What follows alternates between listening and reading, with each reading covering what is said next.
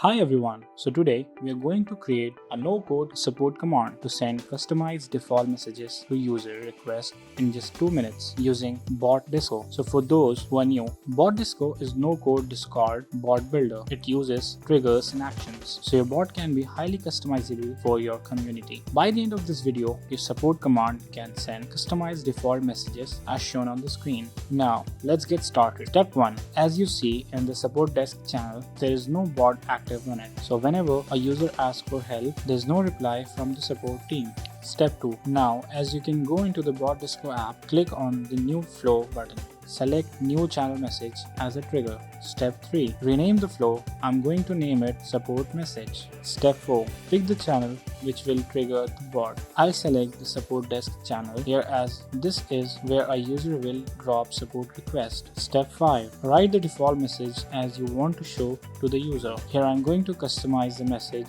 with user's name. You can customize it any way you want based on the user's profile in the server.